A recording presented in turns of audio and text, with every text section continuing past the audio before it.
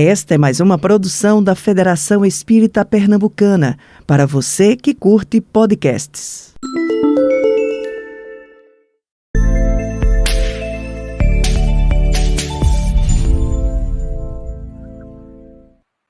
Olá, juventude de Pernambuco, do Brasil, do mundo. Estamos muito felizes por estarmos aqui mais uma noite. Nosso programa Consultório de Afeto, promovido pela TV de Luz. Hoje a gente está no programa de número 55, com o tema Fé na Vida, Fé no Jovem. Nós temos o prazer de estar juntos, eu e Rinaldo na mediação, e convidando Jorge Elahá.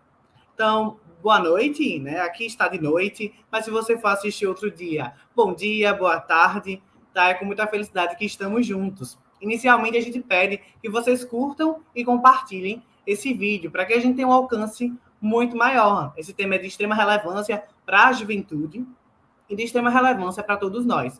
Então, é importante que a gente possa continuar essa divulgação. Boa noite, Rinaldo. Boa noite, Jorge. Tudo bem com vocês? Eu vou primeiro. Boa noite para você, Luiz André. Boa noite, Rinaldo. Boa noite, Sinara, que está aí nos nossos bastidores. E boa noite para o pessoal que está aqui no chat. Boa noite, Nica. Boa noite, Zumarudi. Boa noite, Renata Cortada. Boa noite, minha querida irmã Beth Teles, Leila Santana. Que prazer termos aqui a websessora Clau Hagel. Muito bom. Boa noite, Denise Balô. Meu Deus, que lindo. Meu Deus, quem ficou na lojinha? Boa noite, Cíntia Orozco, Ana Clébia. Nossa, sejamos todos muito bem-vindos à nossa live de hoje, que aborda uns aspectos sobre a questão da juventude e a fé. Sejamos todos assim, muito bem acolhidos em nosso momento de reflexão aqui no nosso canal sobre o Consultório do Afeto. Consultório de Afeto. Fica muito feliz com a presença de todos nós. Boa noite também a todos e todas, ao meu amigo Luiz André, ao querido amigo Elahá. Para nós é uma alegria estarmos juntos nesse momento, que certamente será um banquete espiritual para as nossas mentes, para os nossos corações, mas principalmente para a alma tão sedenta de esclarecimento. Então, retorno a palavra ao meu querido amigo de Estado, que está à frente aí da nossa mediação. Então, pessoal, eu sou o Luiz André, né? Vocês viram, eu sou aqui de Pernambuco. É muito importante dizer que esse programa de hoje é uma parceria da TV de Luz com a Federação Espírita Pernambucana e com a Comissão Estadual de Espiritismo, e tem o objetivo de inserir a juventude espírita nesses momentos de diálogo para que a gente possa também discutir temas que são bastante relevantes para nós, jovens espíritas. Tá? Essas lives que a gente vai estar tendo também, elas são, vamos dizer assim, a gente vai dar um saborzinho inicial para um evento que a gente vai ter, daí que vai ser promovido aí pela Ed Luz, que vai acontecer durante a Bienal do Livro Internacional do Livro de Pernambuco, tá? Então, a Bienal lá vai ser dia 6 a dia 15 de outubro de 2023, né? E Jorge Elahá vai lançar o livro, né? A gente já está sabendo disso, tá? E se Elahá quiser fazer algum comentário, né? Ou só dar algum spoiler, a gente também aceita, tá? É verdade, o livro deve estar saindo. É uma obra feita pela Fátima Delgado, pelo Emmanuel Chácara e por mim também. É uma obra que trata de 3 temas: a culpa, o medo e a depressão. E assim a gente veio trabalhando esses 3 temas. Depois tem uma segunda parte da obra que a gente responde perguntas que foram feitas ao vivo durante o programa que deu origem ao livro.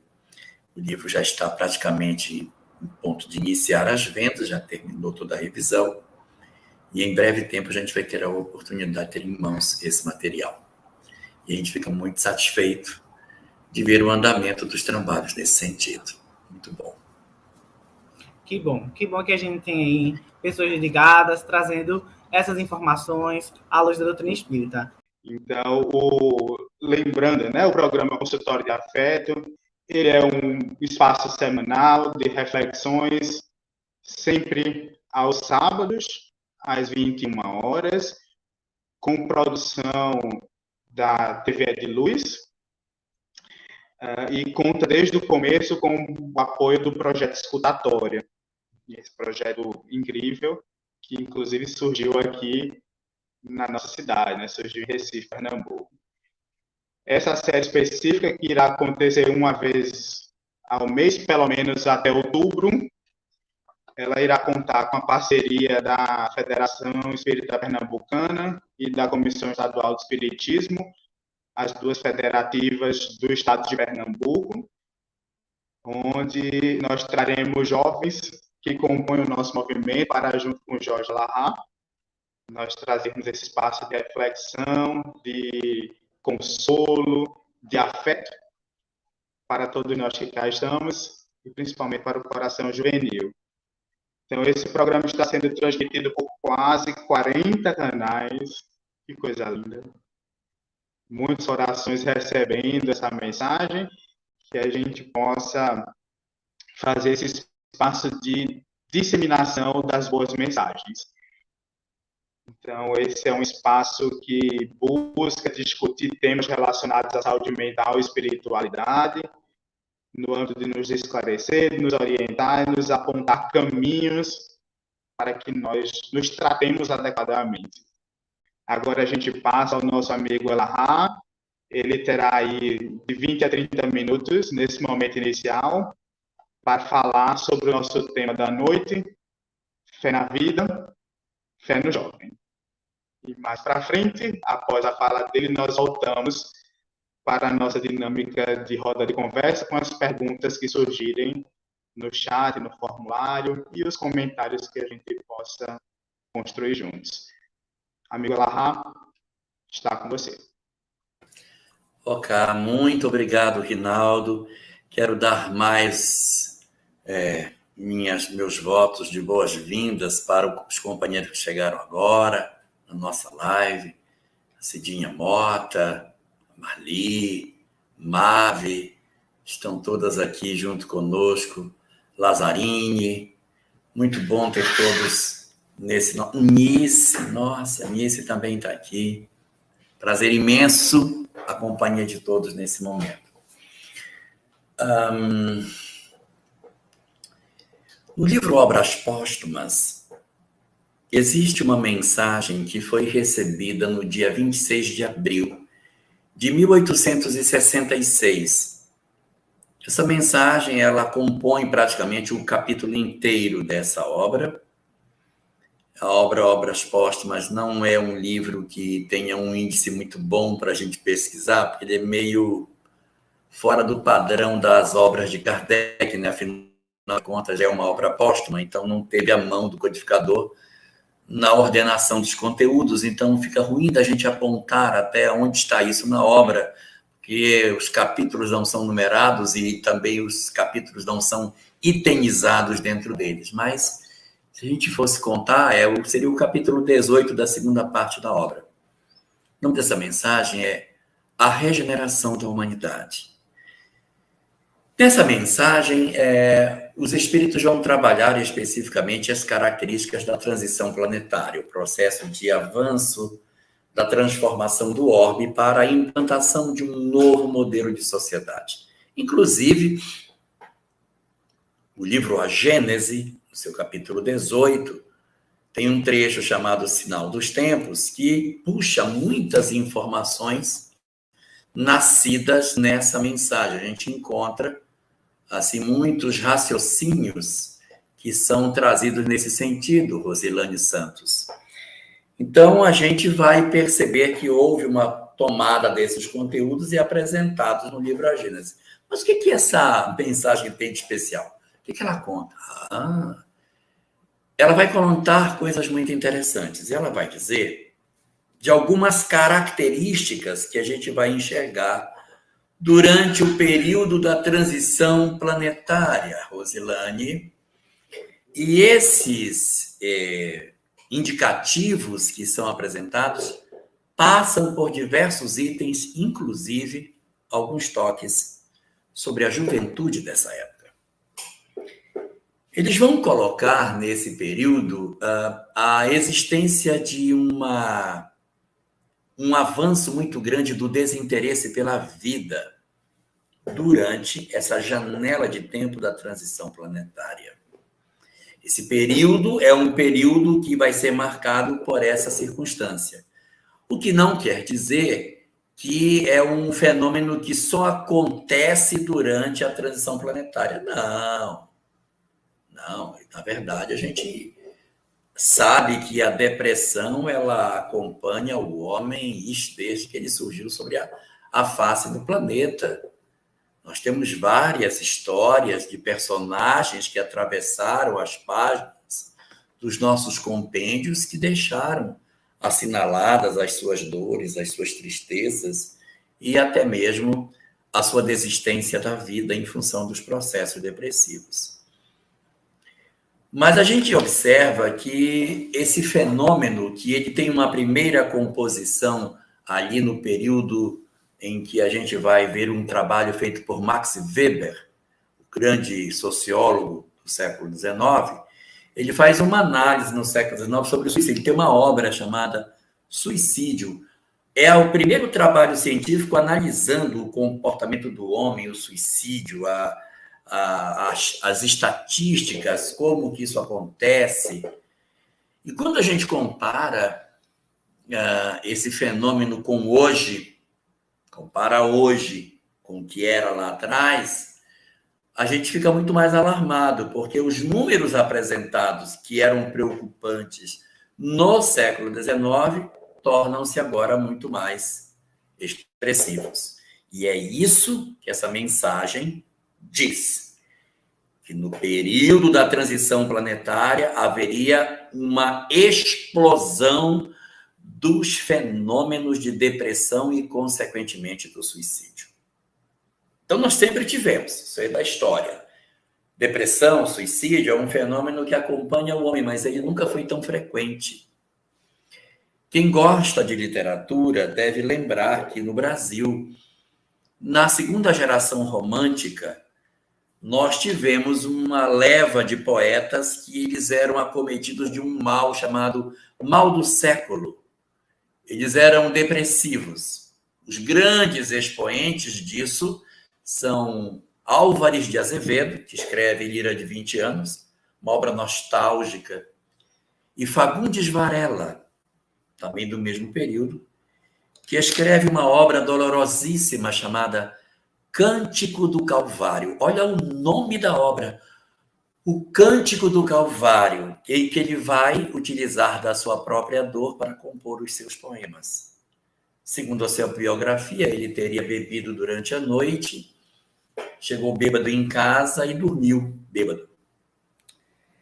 E de manhã cedo, quando ele acordou, ele descobriu que ele dormiu por cima do filho recém-nascido e o filho estava morto. Então, ele cai num processo depressivo muito grande. Então, a gente vai encontrar, durante o período do século XIX, uma explosão do fenômeno depressivo. Aí, Max Weber vai analisar o fenômeno do suicídio. Os cientistas da época vão apontar que a juventude daquele período estava passando pelo chamado mal do século, em função da incidência crescente de suicídios naquela época. Ah, se eles vissem as taxas de hoje. Ah, se eles percebessem o que faz a juventude dos dias atuais. Nós estamos vivendo hoje dias que nós nunca vivemos antes, Luiz André e Rinaldo. Nunca vivemos isso antes. Nunca tivemos taxas tão incidentes de suicídio. Nunca tivemos taxas tão elevadas de depressão. O processo de automutilação, que é aquele no qual a pessoa se machuca a si mesma, cresceu 300%, ou seja, ele triplicou nos últimos anos. O número de pessoas que promovia esse tipo de fenômeno agora é 3 vezes maior.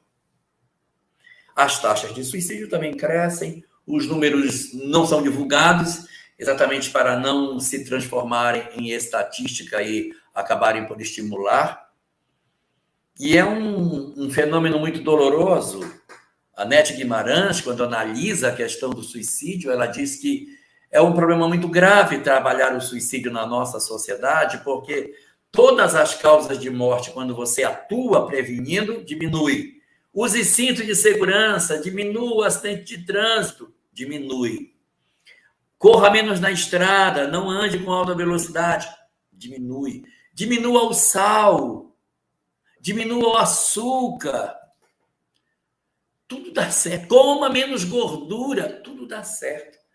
Mas existe uma causa da criatura humana que é complicada, porque todas as vezes que a gente fala sobre ela, que nós tocamos nesse assunto, ao invés dessa conversa reduzir o fenômeno, aumenta.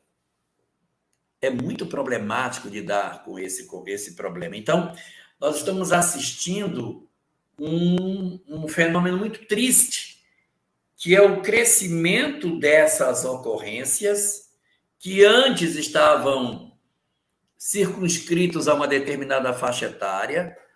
As incidências de suicídio estavam concentradas ali na juventude e um pouco da madureza em função de falências, amores mal resolvidos. Então, tinha um pico grande na juventude e um outro bem menor na madureza.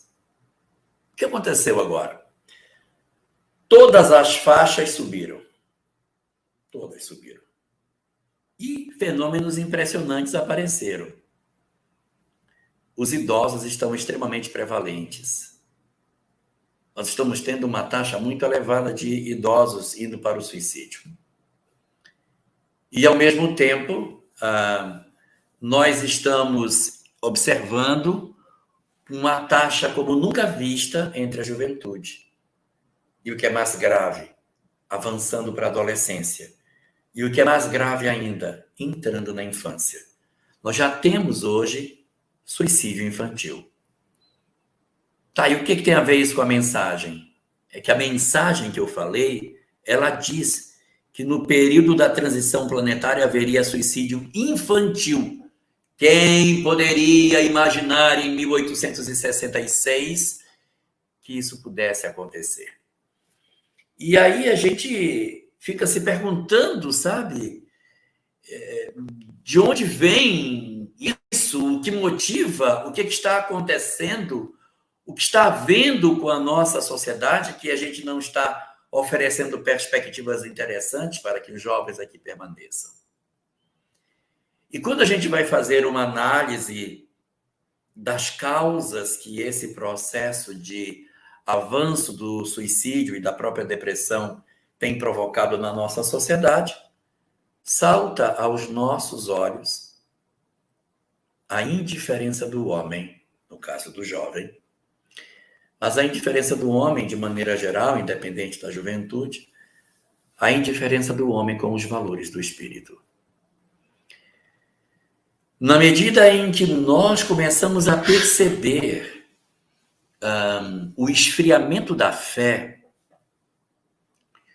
o desinteresse do homem pelos valores do espírito, ocorre uma corrida da criatura em função da mudança de objetivo de vida, ela corre para os interesses materiais.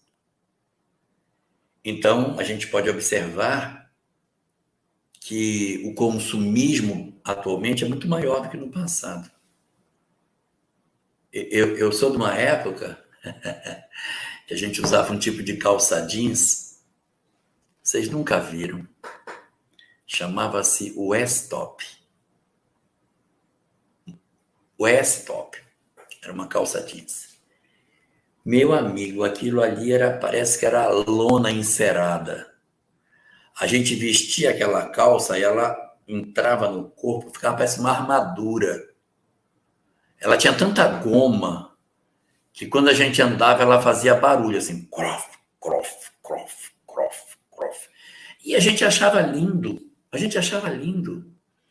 gente tinha os nossos produtos eram produtos muito menos elaborados. Não vou fazer propaganda do produto, mas tinha um desodorante na época que a gente ia usar e ele era de spray. Você tinha que apertar com todo o amor e carinho, que se você apertasse com um pouco mais de força, ele pulava fora e você tinha que ir no chão juntar. Toda vez que você ia aplicar o desodorante, você juntava, porque ele era muito mal acabado. Os nossos produtos eram muito mal acabados. Mas a gente não era tão exigente, sabe? A gente convivia bem com aquilo. Havia uma série de limitações na nossa sociedade, mas isso não produzia em nós a dor que hoje a gente percebe nas pessoas quando não lhes é entregue tudo aquilo que elas gostariam de ter. De certa forma, nós tínhamos uma maior resiliência diante dos problemas. Nós éramos mais habituados a lidar com dificuldades, a passar por, entre aspas, sofrimentos. Então, nessa transição dessas duas últimas gerações, houve um movimento muito grande de superproteção da prole. E, ao mesmo tempo que a gente superprotegeu, a gente afastou da fé. Foram dois movimentos juntos. Houve um fenômeno de tentativa de isolamento, porque o mundo era mau, então protege, e, ao mesmo tempo, nós produzimos um distanciamento da fé. Ah, meu Deus! O que aconteceu por conta disso? Nós começamos a ter expectativas muito diferentes. E a nossa juventude hoje passa por uma fragilidade muito grande. Não é só a juventude, o homem, de maneira geral, está muito mais frágil hoje. Todos nós estamos mais frágeis. Os adultos, os idosos, as crianças e os jovens também. Está todo mundo muito mais frágil. Muito mais frágil. E por esse motivo, tudo parece ser muito maior. Tudo cresceu muito de tamanho. A gente tinha problemas, mas a gente até ria dos problemas que tinha.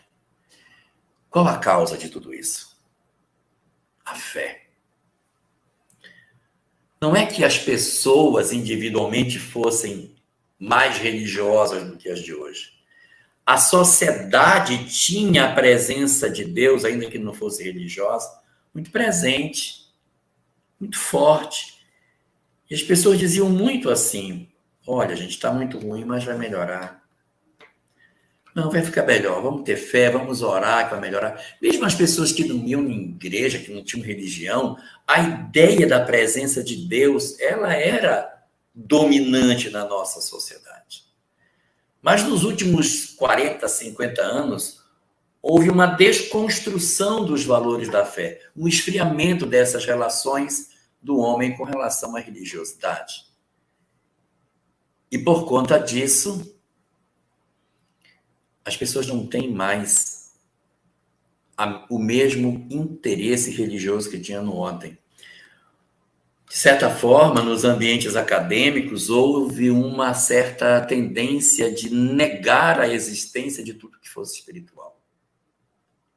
De ridicularizar, de desconstruir, de fazer deboche da fé. E a gente até entende que isso tenha acontecido porque é um reflexo de um processo de perseguição que a religião promoveu na ciência durante mais de um milênio. Então, agora a ciência está dando só o troco para a religião de tudo que ela recebeu. Você me oprimiu durante mais de 1000 anos, agora é minha vez de dar pelo menos uma patada em você. Só que essa patada está matando gente demais. Essa indiferença da nossa sociedade com os aspectos religiosos está sendo muito danosa. Sim, a Europa é a primeira vítima desse processo. Ela vem já caminhando a passos largos na direção do ateísmo. Nós fizemos uma pesquisa hoje na Europa, você vai perceber que em alguns países a visão dominante das pessoas é a inexistência de Deus. Inexistência. E esse fenômeno, se eu for olhar do ponto de vista histórico, a tendência dele é que ele vai se espraiando no mundo. Ele é nascido na Europa e ele vai criando sua irradiação no planeta. Então, a geração de hoje, que a gente está dizendo, nossa, essa geração é uma geração descrente, no futuro ela será mais crente do que provavelmente virá. Então, nós estamos vivendo uma onda de materialismo. E essa onda de materialismo é que está gerando essa frustração miserável nas pessoas. Um vazio existencial, uma falta de bússola na vida. A gente fica vendo a juventude. Quais são os sonhos? Quais são os objetivos?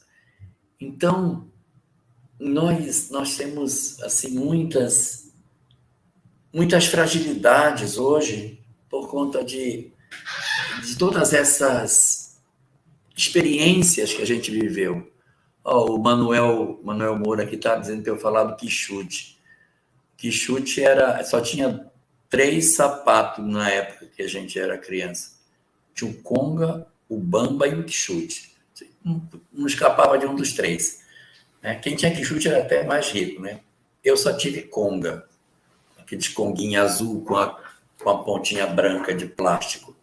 Era o que tinha, que dava para comprar. Então, nós, na verdade, nós tínhamos muito poucas opções, mas isso não se constituía uma prioridade.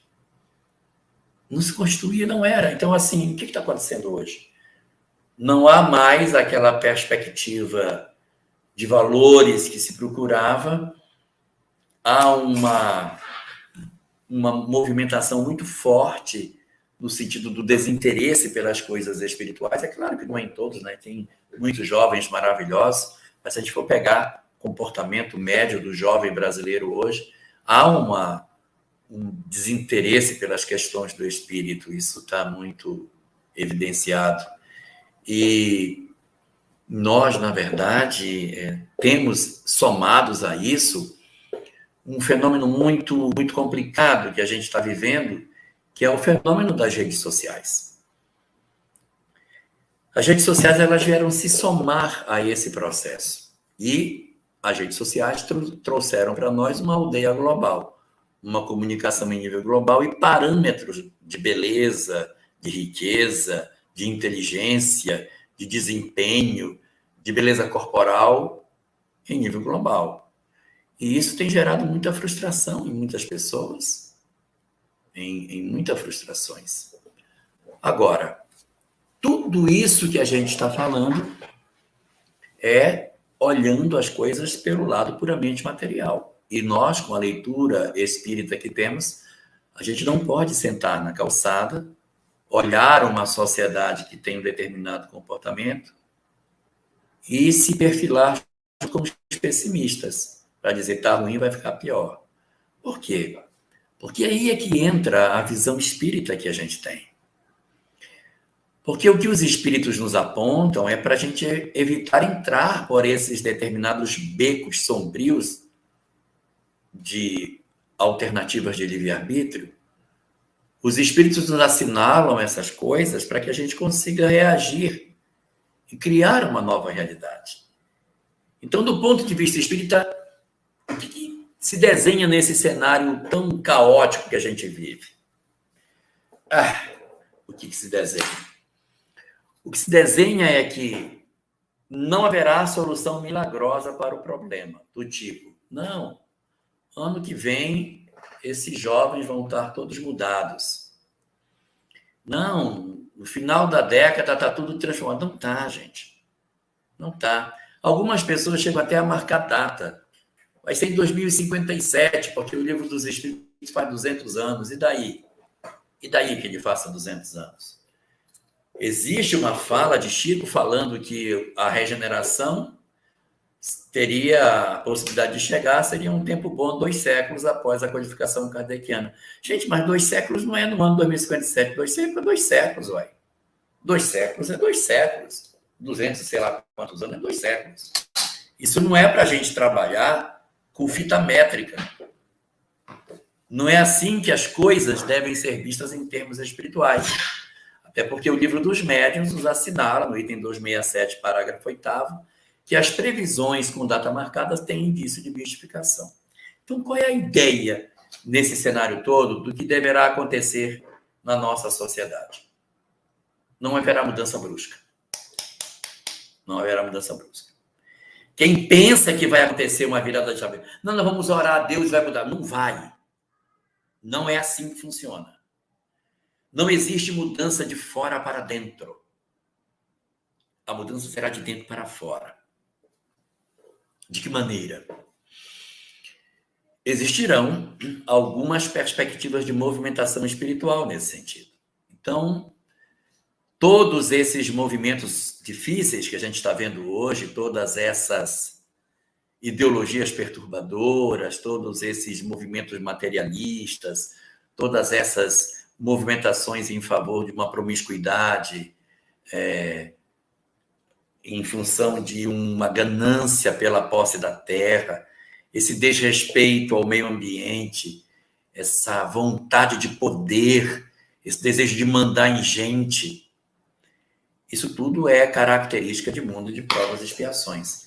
E isso está acontecendo para revelar às pessoas, para saber quem somos nós, na verdade. Pandemia também, Denise. Pandemia foi. Como é que a pandemia foi?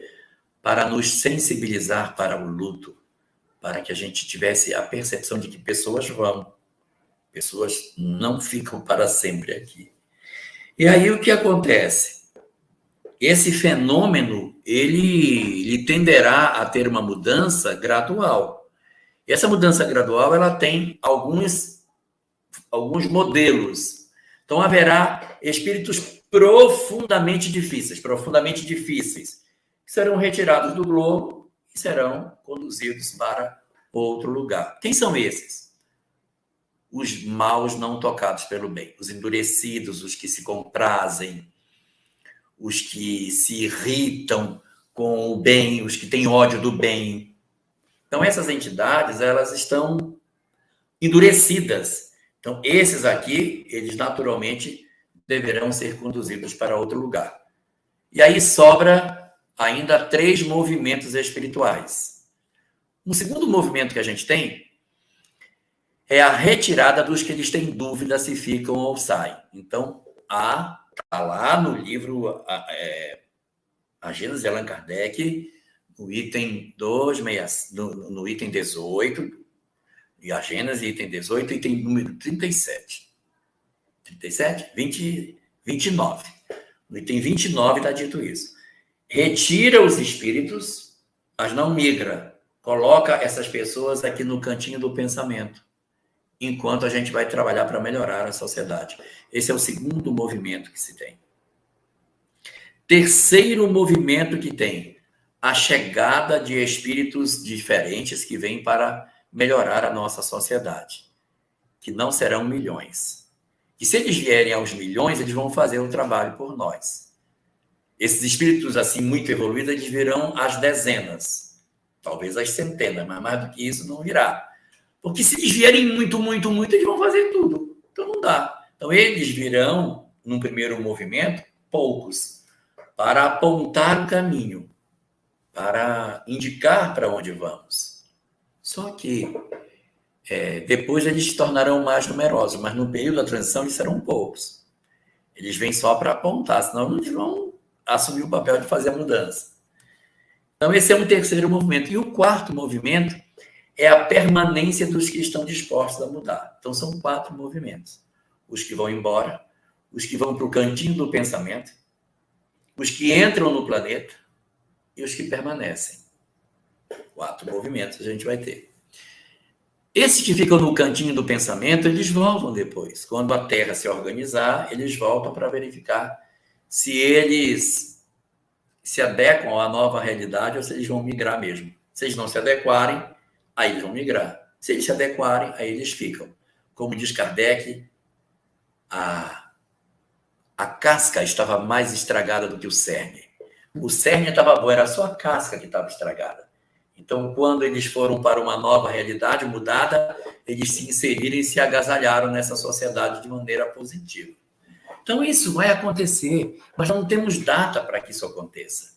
E toda essa perturbação que a nossa sociedade está vivendo é para revelar que o jovem pensa, o que o jovem sente, qual é a visão dele sobre essas coisas.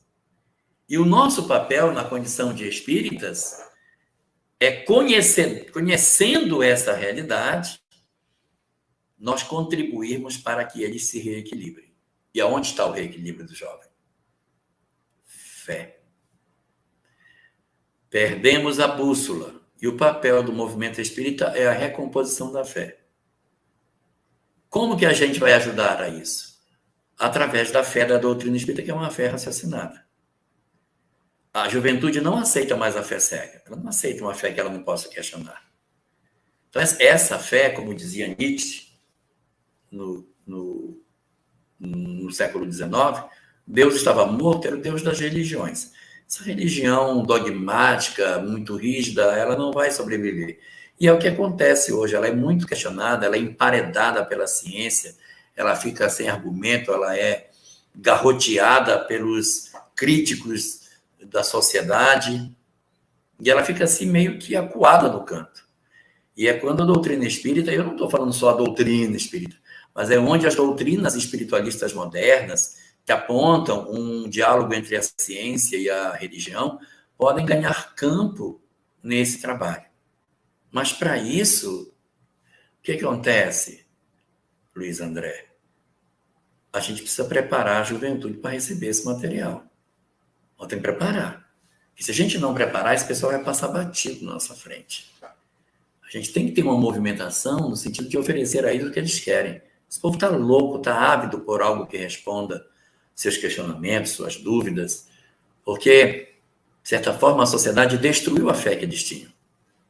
Experimente você, no ensino médio, falar dentro da sala de aula para o seu professor de história que você é uma pessoa religiosa e veja como ele vai moer a sua cabeça, como ele vai destruir a sua mente. Fale para um professor de sociologia geral no primeiro ano da faculdade que você acha que Deus existe e veja o que vai acontecer com você. Então, existe já uma prevenção dos ambientes acadêmicos em relação à fé cega. E a doutrina espírita ela pode se apresentar assim, não, mas espera aí, eu não estou me referindo a essa fé cega. Não, eu também concordo. Isso tem que ser revisto. Mas se a gente não entregar isso para a juventude, ela nunca vai saber que existe. Nunca vai saber que existe. A gente tem que ter uma forma de chegar neles, uma forma de alcançar esse grupo de pessoas antes que eles se sequelem de maneira grave. Cada vez mais eu encontro mais gente perdida. Cada vez mais eu não gostaria de ser jovem no dia de hoje, eu não gostaria, porque tem muita perturbação, tem muitos convites equivocados. É muito difícil você entrar pela porta estreita, porque largo e espaçoso é o caminho que conduz o homem à perdição. E eu fico assim muito preocupado, porque a gente precisa fazer, e eu estou dizendo isso, vocês não me interpretem mal no que eu vou dizer. Estou fazendo isso, nem é por conta assim, meu Deus, se não fizer isso, o movimento espírita vai acabar. Não, ele não acaba, não. A maior porta de entrada hoje do movimento espírita são os adultos, não são os jovens. Ajuda a ter jovem na juventude, na casa, é legal, bacana, é muito bom. Mas a gente tem que fazer por eles, porque senão eles vão se perder. Hoje, quem está, de certa maneira, dando boa parte do suporte para o movimento espírita, não está vindo da juventude. São pessoas adultas que estão oferecendo esse tipo de pensamento. Então, é muito importante que a gente pense dessa forma e crie uma maneira da gente, de certa forma, encaminhar a juventude para esse tipo de compreensão para os dias de hoje. Jorge, muitas reflexões importantes. Eu estava aqui anotando, que eu amo anotar, sabe? Anotando muitas dessas observações, né? Dessa questão do materialismo, dessa questão da pressão exercida sobre a juventude, para que ela possa dar conta, né? Porque esse é um ponto de atenção que os adultos, hoje em dia, eles pressionam. Aí a gente percebe que, se eles não têm um conhecimento sobre espiritualidade ou até mesmo espírita, fica um pouco mais difícil de se encarar desse entendimento dessa pressão. Eu vinha muito refletindo no que você vem trazendo, né? E trazendo nessa perspectiva dessa pressão, dos desafios que vão aparecer, que é comum da vida. A gente sabe que a infância, a juventude, os adultos, os idosos, todos nós vamos passando por esses momentos desafiadores que vão sendo apresentados na nossa vida, né? E aí a gente vai tendo essas belas oportunidades de crescimento. Nesse sentido, a gente estava avaliando que tem algumas perguntas que vieram no programa passado e que a gente vai trazer, que tem relação com o tema, inclusive tem relação até com esse comentário que eu acabei de fazer. Então, a Tereza, no programa passado, fez uma pergunta, tá? Nesse momento, para quem está assistindo a gente, caso tenha alguém que nunca assistiu, a gente vai ter um momento de perguntas e respostas, no qual a gente vai conversando sobre as perguntas trazidas pelo público, né? E como a gente tem todo sábado um programa contínuo, algumas perguntas do programa passado, elas podem ser trabalhadas nesse próximo programa, no caso hoje. Então, a pergunta de Tereza diz assim: alguns jovens dessa geração parecem apresentar uma insegurança maior que os jovens do passado. Há sinais de medo de enfrentar os desafios da vida, mesmo sendo filhos de famílias bem estruturadas. Poderia estar sob influência espiritual? Estar sob influência espiritual é uma possibilidade, mas o problema não é esse. As famílias abastadas estão até mais difíceis. Por quê? Porque quando a gente é pobre, Luiz André, para sair de casa é fácil, porque o meu barraco vai ser igual ao barraco do meu pai. Então não tem problema de sair. Se você vê na área rural, os filhos saem com mais facilidade da casa dos pais para fazer suas vidas, porque o nível de conforto é praticamente o mesmo. Ele vai ter uma casa parecida com a do pai dele. Na medida que você entra na área urbana, que você entra nesses ambientes mais urbanizados e, de certa forma, com um melhor poder aquisitivo, existe maior resistência dos jovens em saírem da casa dos pais pelo nível de conforto que eles têm. Os próprios pais têm receio dos filhos. Como é que eles vão se virar sem as facilidades que os pais lhes oportunizam? Como é que eles vão viver? Meu filho, como é que você vai se deslocar? Você vai morar nesse local, não é perigoso? Como é que você vem de lá para cá? Tem internet lá? E como é que vai ser? É tanta preocupação de conforto que é melhor ficar. Então, a gente tem, sim, esse problema. Esse é uma situação da nossa sociedade, é um fenômeno da geração atual que hoje a gente está vendo acontecer, né? Agora, isso acontece em função de vários problemas, né? Eu não vou dizer que seja por conta de influência espiritual, mas eu vou dizer o seguinte: a vida das crianças do século passado, elas eram todas muito parecidas, sabe? Elas eram parecidas. Em que sentido? Uma criança de 12 anos tem uma vida muito parecida com a do outro. As vidas eram muito parecidas. Você pega hoje crianças de 12 anos, 15 anos de idade, as histórias são totalmente diferentes. Já teve 2 pais, 3 pais, a mãe é separada ou é casada de novo, tem um padrasto, não tem padrasto, tem pai, não tem pai, a família tem, não tem avô, não tem avô, mora com avô.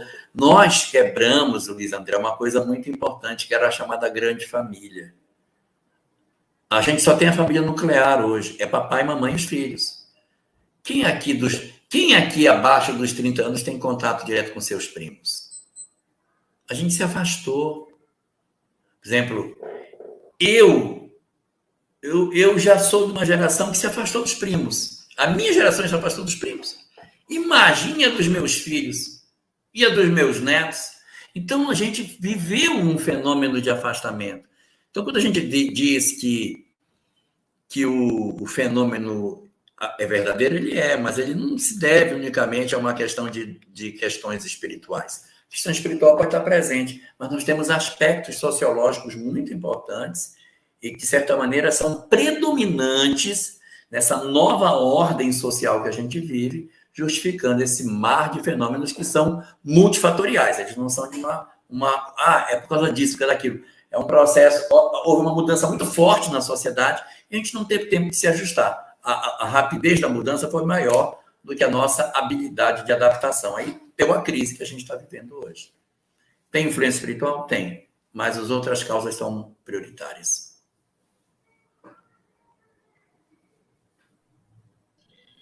Esse é um ponto extremamente relevante. Inclusive, nessa mesma pegada, Lahá, você até já acabou falando um pouco na sua resposta, mas é válido a gente reforçar. Houve uma outra pergunta, né, que ficou do último programa, o nickname da pessoa é Brazoff Games, ele falando da perspectiva do fortalecimento dos laços familiares diante de tantas mudanças. E aí ele coloca como pergunta como recuperar esse sentimento de família do século passado. E ele colocou família entre aspas, porque eu acho que ele traz muito essa ideia que você colocou, né, dos núcleos estendidos, da família ampla, das relações até extraconsanguíneas, né? Porque vizinho era família, escola era família, assim, a gente tinha, a nível de sociedade, uma relação mais próxima, né? Então, como é que a gente poderia recuperar esse sentimento? Não recupera, não. Isso aí não recupera mais, não. Na verdade, a sociedade ela tem uma forma de funcionar que ela não se desconstrói, não existe. A gente tem que saber como é que a gente se adapta nessa nova realidade, aonde os laços familiares são esses. O que você vai fazer? Eu vou dar aqui um exemplo. Eu quero ser bem entendido no que eu vou dizer. Não quero que ninguém me critique no que eu estou falando, que eu não estou dizendo nem que é certo, nem que é errado. Eu estou analisando o fenômeno sociológico. Antes, na primeira metade do século XX, o pai trabalhava e a mãe ficava em casa. A mãe cuidava da prole. Então, saía o pai e a mãe cuidava dos meninos. Quando veio a segunda metade do século XX, a mãe também saiu para trabalhar. E quem ficou com as crianças? Então, aqui você tem um processo de ruptura. Aí eu vou dizer que a mulher vai voltar para dentro de casa, mas não vai nunca, isso não existe. A gente tem que construir a sociedade dentro dessa realidade. Como é que a gente faz? Tem que ser educação em tempo integral, paciência, educação em tempo integral para dar uma formação e garantir que as crianças possam ter um melhor atendimento e os pais conviverem no tempo que tem. Porque a sociedade que a gente tem, como diz o Khalil Gibran, porque a vida não se demora como os dias passados, ela não anda para trás. Na mensagem que tem sobre os filhos, no livro O Profeta, vossos filhos não são vossos filhos, são filhos e filhas da ânsia e da vida por si mesmo, lá na frente ele diz, mas não tentais fazê-los como vós, porque a vida não anda para trás e nem se demora com os dias passados. O que já foi, já foi. Construir isso não constrói mais, dizer que a gente vai voltar a viver mamãe, vovô, meus tios, vai fazer macarronada no domingo, não é mais, não tem. A gente tem que saber como é que a gente vai lidar com isso. Então, a gente precisa ter uma qualificação dos nossos momentos com a família, porque já que reduziu o tempo de presença no lar, a gente precisa qualificar esse tempo com os nossos filhos. Como é que a gente qualifica? Quando estiver em casa, estar com eles. Em vez de ficar assim, às vezes acontece muito, né? Os pais chegam, eu estou muito cansado, vou para o quarto, vou descansar. Aí ele chega em casa, mas ele não convive. Ele vai para o quarto e fica isolado da família lá. No dia seguinte ele acorda de manhã e vai trabalhar. Então é muito complicado isso. Eu tive uma época, eu não sou exemplo para nada, tá? Não sou exemplo, mas quando meus filhos entraram na adolescência, eu usei uma estratégia para poder conversar com eles. Porque ficava todo mundo na televisão, como é que eu vou fazer para tirar esse cara da televisão? Eu não ia chegar e dizer, desliga a televisão, aqui eu mando, então fica todo mundo me olhando. O que eu fiz? Eu passei uns 10 anos da minha vida montando quebra-cabeça dentro de casa. A minha casa não tinha mais parede para botar o quebra-cabeça. Eu comprava aqueles quebra-cabeça de 2, 3 mil peças, botava na sala e começava a montar. Aí eles vinham. Posso ajudar, pai? Pode. Pega essa peça, vamos separar. Aí a gente ia montando junto. Eu conseguia. A gente virava à noite ali, eu passava, a televisão estava lá e a gente ficava em cima do quebra-cabeça montando. Depois eu emoldurava e botava na sala. Eles assinavam na costa do quebra-cabeça e tal. Uma estratégia para poder estar com eles. E aí, na hora que a gente estava aqui colando as pecinhas, eu dizia, como é que está a tua escola? Está tudo bem? Tuas notas estão tudo tranquilo? Como é que está fulano? E aí a gente ia montando o quebra-cabeça e por baixo disso eu estava tentando conversar com eles. Aí depois que eles cresceram eu parei. Mas a minha casa era cheia de quebra-cabeça em Porto Velho. Em Curitiba não tem nenhum, mas em Porto Velho não tinha nem parede mais. Tem um monte. Mas era uma estratégia para tentar conversar. Por quê? Porque eu trabalhava, minha esposa trabalhava, nosso tempo era pouco, o jeito que tinha era qualificar os horários que tem. Agora, se você, na hora que você chega em casa, cala a boca, sai de perto de mim, não quero saber. Exato, Cíntia, a gente tem que fazer assim, uma estratégia boa para quem tem filho adolescente. Acompanhe ele naquilo que ele gosta de fazer. Assim, meu filho não faz o evangelho comigo. Tudo bem, não faz. Você vai no futebol assistir, vai torcer por ele. O que ele gosta de fazer? Vai lá assistir, mas não vai tirar uma de mãezona ou de paizão lá. Bateu meu filho, juiz, ele bateu o menino. Deixa ele se machucar, fica assistindo. Deixa ele se virar. Mas seja presente, torça pelo gol, saboreie as vitórias dele, esteja lá presente. Não para fiscalizar, para ficar medindo quem é aquela pessoa, porque estava com ele, que aí você estraga. Mas tentar ele sentir prazer da sua convivência. Se você conseguir fazer isso, você tem muita chance de que ele lhe acompanhe no que você quer. Mas se você toda vez é um general medindo, fazendo pressão em cima dele, a tendência é que ele não queira a sua convivência, que ele se isole cada vez mais. Por exemplo, você tem um filho depressivo em casa, ou uma filha depressiva. Aí você chega do trabalho, cadê fulano? Está no quarto. Um momento, aí você se levanta e vai lá no quarto do filho que é depressivo, vai para a porta, bora, sai daí de dentro. Sai daí de dentro, se não é tatu para dentro do buraco, bora, já para fora. Cara, você matou. Você empurrou o cara mais para frente, aí que você criou um tatu mesmo. Então, a gente tem que ter habilidade de chegar, e aí, meu filho, como é que tá? Tudo bem? Se você chegar, oh, meu Deus, está depressivo, meu filhinho, meu Deus. Pronto, aí ele adorou, porque ele conseguiu capturar você. Você chega com naturalidade na porta aí, tá tudo bem? Então, tô mal. Vem cá, vamos conversar aqui, vem cá. Vamos fazer uma coisa comigo. E tenta tirar esse filho de lá de dentro. Dizer que a gente tem receita para criar filho, não tem. E agora, nessa realidade atual, aí que não tem mesmo. Se alguém disser que sabe, está errado. Ninguém sabe como criar filho. Ninguém sabe. Não, é porque a gente diz muito não. Muito sim. Tem que dizer não. Aí você diz não, aí o cara se rebela. Aí você diz sim, aí o cara... Gente, é uma confusão. Então tem que dizer um sim, tem que dizer um não. Pois eu conheço gente que diz sim, que diz não, que diz sim, que diz não, e o filho é todo torto.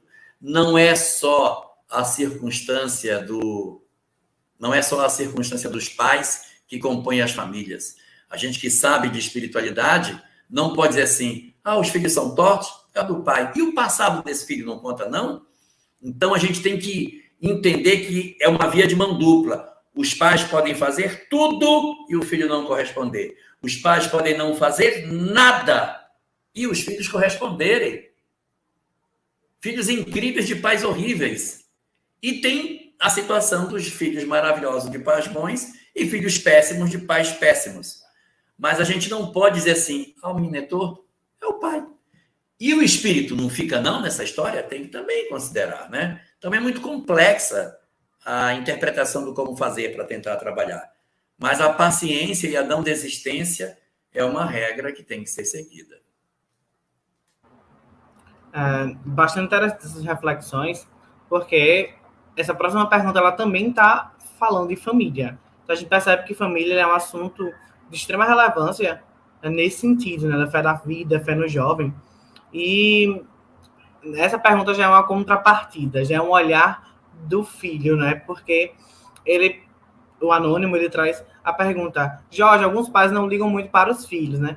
Quando os filhos se sentem desprezados pelos pais, o que fazer? Então, já é a via do filho que percebe que aquele pai não cuida bem dele, não está muito ao seu lado. Isso pode até gerar alguns gatilhos, né, desenvolver alguns traumas. Então, é nessa perspectiva.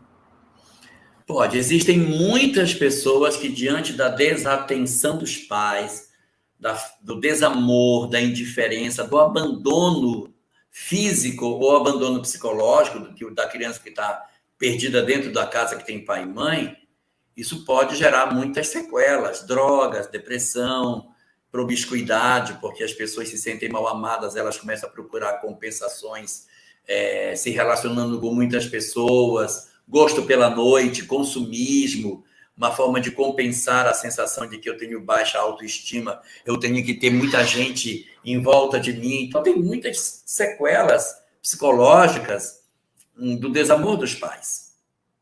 Mas tem muita gente que, diante das situações adversas de pais que não amam, que conseguem amadurecer e resolver a sua vida de uma maneira diferente. Então, o que fazer quando a gente está diante dessa circunstância? Vamos dividir esse problema em 3 partes. Quando a gente é menor de idade, a gente fica em casa e espera a maioridade. Se você é menor e seus pais não lhe demonstram afeto, não se movimente para fora. Aguarde a maioridade para que você possa atuar com bastante capacidade. Prepare-se, dedique-se aos estudos e se prepare porque você vai ter que contar com só você. Se seus pais não lhe dão amor, não seja mau aluno. Seja bom aluno, diga assim, eu preciso potencializar as minhas capacidades. Então, eu preciso ser bom aluno porque lá fora eu vou ser muito exigido. E na medida em que a gente se torna adulto, passa para os 18 anos, a gente começa a se preparar para elevar a nossa vida. Tem que elevar a vida.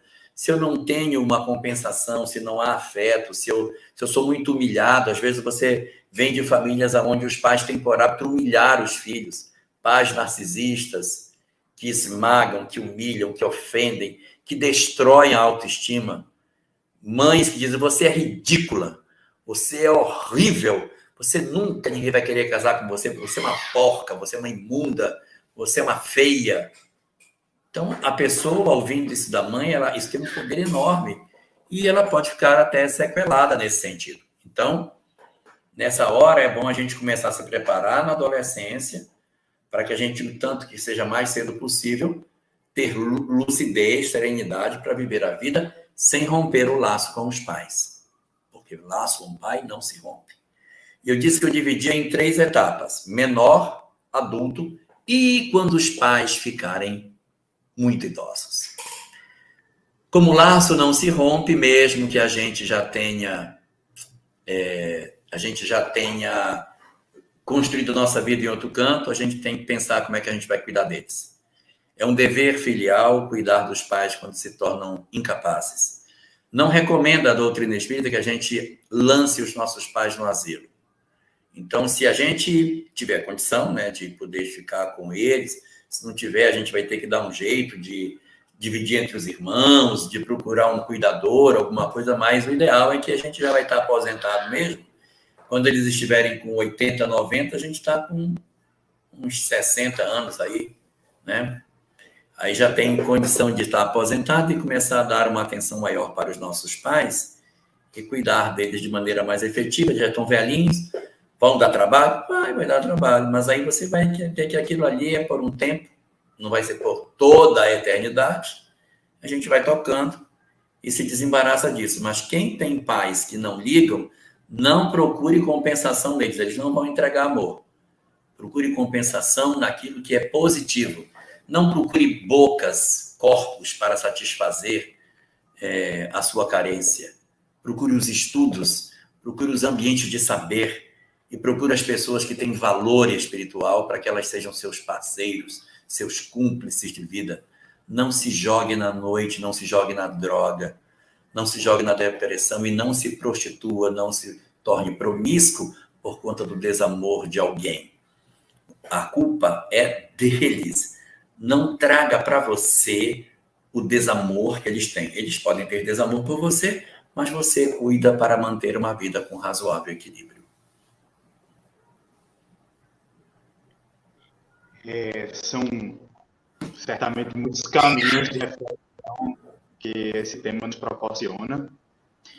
E ainda assim nessa pegada, claro, mas voltando um pouquinho até da sua fala inicial, bem inicial mesmo, uma colega, né, a Renata Cortada, ela fala um pouco dessa necessidade do esclarecimento das crianças e dos jovens, né, perante o materialismo.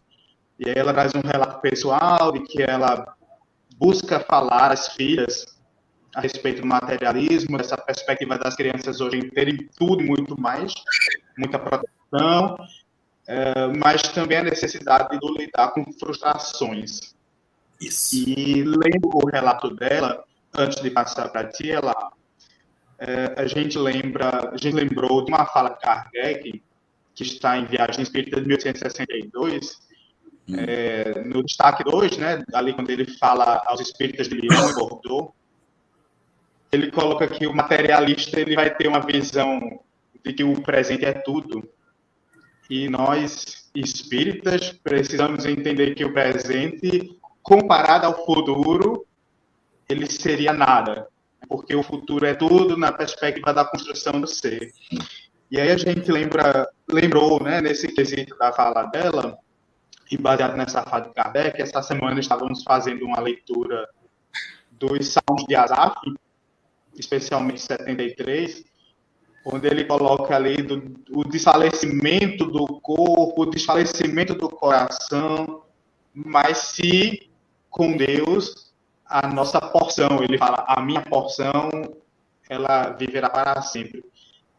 E aí a gente, olhando essa fala da nossa amiga, a gente passa para você, nesse âmbito da gente buscar refletir um pouco mais sobre essa necessidade de nós abraçarmos a perspectiva da construção do espiritualismo, da espiritualidade, melhor dizendo, em nós, como proteção para essas frustrações, né, para saber lidar com essas frustrações e nessa constituição da fé, né, da fé na vida, na fé na perspectiva da construção do ser.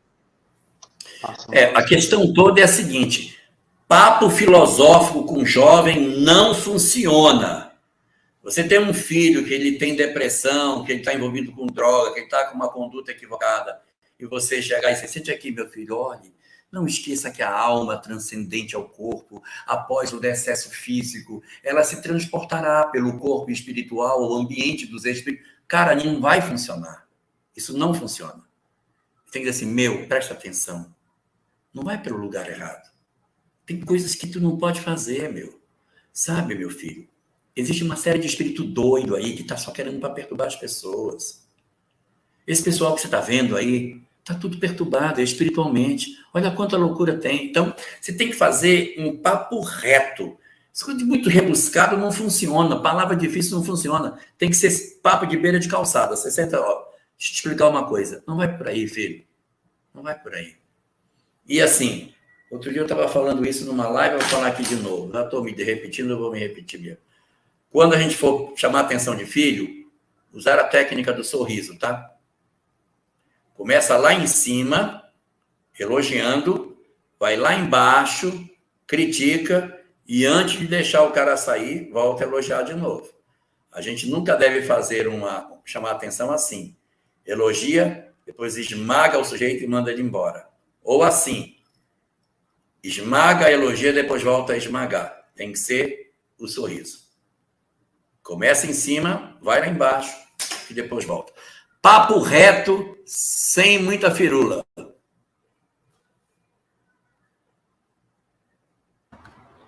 Bastante importante esse papo reto. E eu estava aqui refletindo e pensando que, às vezes, a gente percebe que os pais e familiares em geral não conseguem demonstrar aos filhos a beleza que se tem em viver, né? Porque se mostra muito as dificuldades, se cobra muito.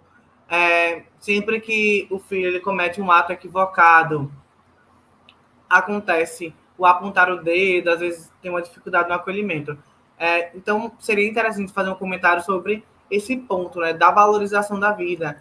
Como é que os pais poderiam se portar, ou o que seria interessante mostrar essa nova perspectiva da beleza do viver. Ai, André, isso é tão complicado, porque isso os pais têm que mudar a cabeça deles, porque os pais adoram reclamar do cônjuge para os filhos. Da tua mãe é um problema, cara. Como é que eu vou querer casar se o meu pai diz que a minha mãe é um problema? A menina chega chorando da rua, aí que foi que houve, minha filha? Ah, mamãe, o Beto brigou comigo, o Beto não me quer mais. Minha filha, o Beto lá é problema. O problema é seu pai que é um problema na minha vida. Então, às vezes, a gente não consegue nem acolher a dor do outro, que está cheio de dor também. Então, nós estamos cheios de dores e estamos transferindo as nossas dores para os nossos filhos.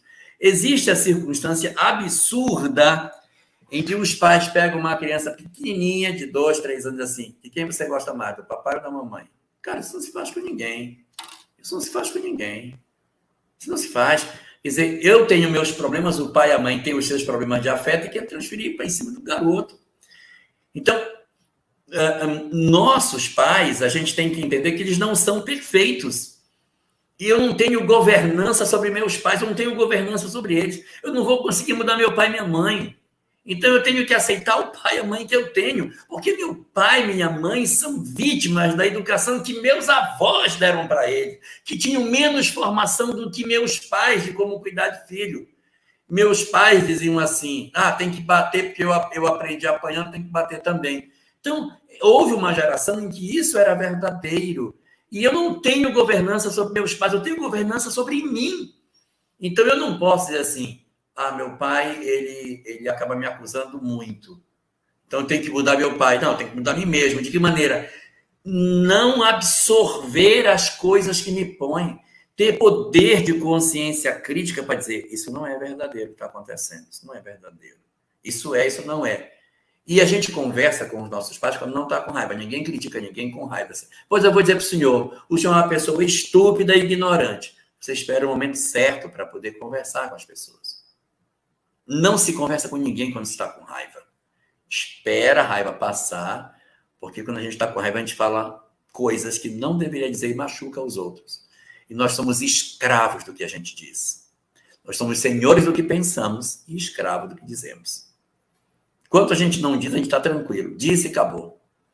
Isso, portanto, é muito significativo, André, que a gente saiba lidar com isso sem trazer para si. Porque se tudo que a minha mãe me disser eu absorver para mim como verdade, eu estou morto.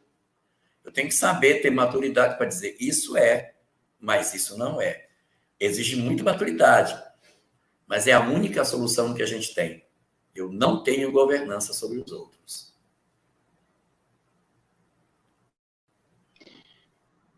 É verdade, são muitos caminhos a se refletir. A gente vai ler um último comentário, Elahá, e aproveitar já pedir para você emendar ele com suas considerações finais, tá? Mas a gente vai ler ele para você comentar e depois seu encerramento. Nossa querida amiga Rosicléia Souza fez um comentário relativo a esse papo reto que você colocou, né? Dizendo que, da mesma forma que a gente precisa se direcionar de forma reta, muito provavelmente a gente também vai receber essa posição reta do jovem, né? E ela colocou que a neta dela chegou e falou de forma muito franca um pedido de ir ao profissional de saúde mental e a um centro espírita em paralelo, porque estava vendo espíritos. E ela disse que foram e as questões se resolveram. Então, a gente aproveita esse comentário dela para pedir para você comentar também em relação a essa questão que muitas vezes não é escutada, né? Que as pessoas, até mesmo espíritas às vezes, passam por cima desse acolhimento das questões mediúnicas, no âmbito da juventude, às vezes por receio, por medo, enfim, qualquer questão que possa ser. E como é que a gente pode orientar o jovem nesse sentido? Dar-lhe uma palavra no caminho, né? Já que você falou desse hábito e dessa construção que o jovem precisa ter quando não é correspondido de alguma forma no nível de orientação. Como é que a gente pode orientá-los nesse sentido, nesse caminho? Sabe o que é que mais irrita o jovem na vida? Ser tratado como criança.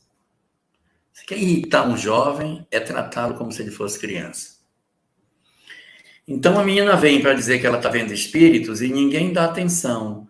A menina tem um namorado que ela gosta dela, gosta de verdade, tá? Ela ama o garoto também a ama, os dois se amam. A gente tem, sei lá, 16, 17 anos, 18. E a mãe diz assim, ela tem agora um coleguinha dela, que é o namoradinho dela, né? Um coleguinha dela aí, que ela é o namoradinho. Não é namoradinho. Não é namoradinho. É namorado. É o namorado dela. É o namorado dela. E, às vezes, eu vejo, assim, às vezes, em grupos de juventude, tem um pessoal que coordena grupo de juventude que pensa que menino de 15 anos é criança, entendeu? Aí diz assim, eu me lembro quando eu tinha 15 anos, era tão bacana, a gente brincava de boneca, era tão bonito. Gente, quem tem 15 anos hoje está tudo sequelado. O pai já separou, a mãe já separou, já teve complicação, já foi abusada, na escola sofreu bullying, já foi agredida, passou por uma série de problemas, já viveu depressão. Com 15 anos, ela já tem uma história que nem uma mulher de 30, de 20 anos atrás tinha. Então, a gente tem que parar com essa infantilização de jovem. Conversa com ele como uma pessoa adulta. Fica coisa... Vai contar uma historinha. Não vai contar historinha para ninguém. Vou contar uma história para vocês aqui. Vamos lá. E aí você conversa com eles igual. Não tem negócio de... Porque na minha época não era assim. Porque na minha época... Não tem negócio de minha época. Eu não morri. Então é minha época. A hora que eu morrer, aí, beleza. Já não é mais a minha época. Mas enquanto eu ainda respirar, ainda é meu tempo. E eu não posso ser, porque no meu tempo não é assim. Ainda é meu tempo. Eu já estou velho, caquético já, mas ainda não fui, está faltando pouco. Então a gente tem que ter essa capacidade de dar a eles uma visão mais adulta e dar protagonismo ao jovem. A menina chega assim, eu estou vendo espíritos, olha, eu quero colaborar. Entrega na mão dela, deixa a menina voar, caramba. Se a gente segura demais, o trem não vai, porque a pessoa encrua. Já viu o passarinho que vai fazer a muda e a muda não sai e o passarinho nunca voa? É o que acontece conosco. Então, deixa o cara se virar, deixa ele dar uma penada um pouquinho, sabe? Deixa ele segurar um ônibus, deixa ele passar um perrenguezinho, é bom. Para ele ter resiliência diante das coisas. Se eu toda vez não for e proteger, ele nunca cria casca grossa. Tem que aprender a se virar. E aí você vai valorizando, vai validando. Mas entender que também você vai errar quando fizer isso. Não tem jeito, não tem solução para isso. É uma habilidade que você tem que ir se monitorando o tempo todo. É uma dificuldade que a gente possui. Rosicléia, as meninas amadurecem muito mais cedo que os meninos. Uma garota, se um homem ficar viúvo e tiver uma filha de 15 anos, ela segura os irmãos mais novos tudinho. Ela é muito mais madura. Mas se ele tiver ficado viúvo e tiver um filho de 15, perdido. Porque os meninos amadurecem mais tarde que as meninas. Então é normal que as garotas tenham essa maturidade maior. Aí na adolescência já estão muito habilidosas para se comportar como adultas. Isso mesmo, querido. A gente vai chegando ao final do nosso programa, né? Infelizmente, mas próximo sábado a gente tem muito mais. E aí a gente gostaria que você, de forma muito tranquila, fizesse uma consideração final, ou as considerações finais, para que a gente possa seguir com o nosso encerramento. Para o movimento espírita, para você, Luiz André, que é o coordenador estadual da juventude do seu estado, trabalhe com duas verdades: desinfantilização da juventude e protagonismo.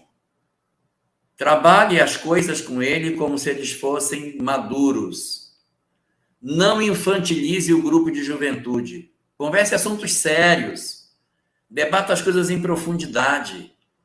Deixe eles se colocarem, apresente o conteúdo espírita e deixe o pau quebrar. Deixe o pau quebrar. E aí a juventude não pode ser melzinho com açúcar, não. Tem que trabalhar as questões de maneira reta. Olha, tem problema com meu pai. Quem tem problema com o pai? Você tem problema com o pai? Por quê? Qual é o problema? Então, vamos lá. Então, essas coisas precisam ser discutidas, tem que se debater. Se a gente tem... Por que ele tem dificuldade? Aborda a questão da reencarnação sem medo. Isso é muito importante. E o segundo é protagonismo. Bota essa gurizada para trabalhar, meu amigo. Bote esse povo para fazer as coisas. Não tenha aquela crença de que eles são tudo bestinha. Não são bestinha, não. eles são capazes de fazer sim. Se eles sentirem que eles estão sendo chamados para o trabalho, muito bom. E para os pais que estão em casa, a questão toda é a seguinte: fugir das lições de moral. Lição de moral só afasta filho de pai. Ofensas, lição de moral, funcionar como se fosse um general, não funciona. Então, a gente tem que ser de maneira diferente com eles. E a primeira coisa, fugir da lição de moral. E segundo, não pense que o seu objetivo é que seus filhos acertem. O seu objetivo é que você acerte. Se você acertar e seus filhos errarem, o problema é deles. Mas se você errar, o problema é seu. Então, não desista deles e eu ofereço o que você puder. Mas não se desespere se ele pegar caminho errado. Ele tem o CPF espiritual dele. Cada um vai responder por si e nossos filhos também. Mas não erre você. Não erre você. Faça o que você tem que fazer e não se desespere. Se Deus não está desesperado, se Deus, que é o pai dele, deixa ele errar, você, na verdade, recebeu essa responsabilidade nessa existência. Mas o pai dele é Deus. Então, a gente vai cuidar, a gente vai orientar, vai oferecer tudo. Mas não pode se desesperar se ele erra. Senão, a gente vai ter que colocar para Jesus a culpa do suicídio de Judas. Então, a gente entrega o que pode e o outro faz o que acha conveniente. Então, é ter a certeza de que o nosso papel é semear e não é colher. Às vezes, você vai trabalhar a vida inteira e não vai tirar o filho da droga. Mas o seu papel não é tirar. O seu papel é lutar para tirar, não desistir dele. O mérito está em fazer. Só para terminar, tem uma frase no livro O Evangelho segundo o Espiritismo, capítulo 14, mensagem em gratidão filial, está dito assim: boa noite, Solange Gurgaxi, de Rondônia, presente na nossa live. Boa noite, Solange. Tem uma frase no Evangelho segundo o Espiritismo que diz assim: lembrai-vos todos vós que um dia se vos perguntará: que fizeste dos filhos confiados à vossa guarda? Observe que a frase não é que fizeram os filhos confiados à vossa guarda. É que fizeste. É o que eu fiz. Nós somos medidos pelo que fazemos e não por aquilo que os nossos filhos fazem. Jorge, obrigado. Então, a gente percebeu protagonismo, acolhimento, redirecionamento. São palavras que hoje devem ficar conosco a partir de toda a fala que você trouxe. A gente agradece novamente ao nosso Jorgito, agradece a Rinaldo, agradece a vocês por estarem conosco. Curtam, compartilhem, para que a gente possa alcançar mais pessoas e levar a doutrina espírita aos corações infantis, juvenis, adultos e também de idosos. A gente gostaria de convidá-los para que vocês possam continuar conosco nesse consultório de afeto. Próxima semana nós teremos Fátima Delgado, uma das autoras do livro Vencendo a Culpa, o Medo e a Depressão. Então, com muita felicidade, a gente traz o abraço da Federação Espírita Pernambucana e também da Comissão Estadual do Espiritismo, e nós chegamos ao fim do nosso programa. Uma boa noite para todos nós, que Deus abençoe as nossas vidas e que a gente consiga, de fato, usar o Espiritismo para a nossa mudança. Você ouviu o podcast da Federação Espírita Pernambucana.